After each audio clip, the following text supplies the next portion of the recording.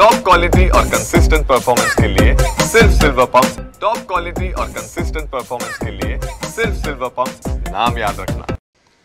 ऐसा है कि पंतप्रधान गृहनिर्माण योजनेअंतर्गत जे कामं चालू आहे नागपूर शहरामध्ये, मला वानाडोंगरी येथील कामाची तक्रार प्राप्त झाली होती। बाजूच्या शेतकऱ्यांनी तक्रार केली होती, त्या अनुषंगाने राज्यमंत्री भुयार साहेब यांच्याकडे बैठक झाली आणि त्या बैठकीमध्ये निष्पन्न झालं की हे काम आहे, याला कुठलाही रस्ता नसताना हा प्लॅन सँक्शन झाला होता आणि म्हणून राज्यमंत्र्यांनी तिथे एक चौकशी समिती बसवली आणि तोपर्यंत काम थांबवण्याचे आदेश दिले आहे। मला वाटतं की कुठलेही काम होत असताना गरीब लोकांचे आपण पैसे घेतो गाळ्यासाठी आणि त्यांना व्यवस्थित सोयी मिळाल्या पाहिजे। जर DP प्लॅनमध्ये रोडच प्रस्तावित नसेल नगर परिषद किंवा NMRDAचा, तिथे जर पंतप्रधान गृह योजना आपण बनवू तर लोकांचं नुकसान होईल।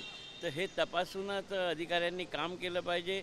या प्रकरणामध्ये तसं निदर्शनास आल्यामुळे हे काम थांबवलेलं आहे। चौकशी अंती काय होते ते पाहू। हो, नागपुरात ऑटो रिक्षामध्ये विद्यार्थ्यांचा धोकादायक प्रवास, एका ऑटो रिक्षा 13 विद्यार्थी कोंबून भरले जातात। तुम्ही इथले लोकप्रतिनिधी आहे, काय वाटतं? नाही, यावर RTOनी काही नियम लावायला पाहिजे आणि जे ऑटो चालक आहेत त्यांनीसुद्धा विद्यार्थ्यांच्या सुरक्षेसाठी यामध्ये काहीतरी बदलाव केला पाहिजे आणि कमीत कमी किती विद्यार्थी जातील याचा आकडा निश्चित करून RTOनी ही सगळ्या शाळांना सूचना द्यायला पाहिजे। शाळांचीसुद्धा नजर हे विद्यार्थी किती एका ऑटोमध्ये येतात यावर पाहिजे आणि या संदर्भात सुद्धा येणाऱ्या अधिवेशनामध्ये आपण मुद्दा मांडणार आहोत।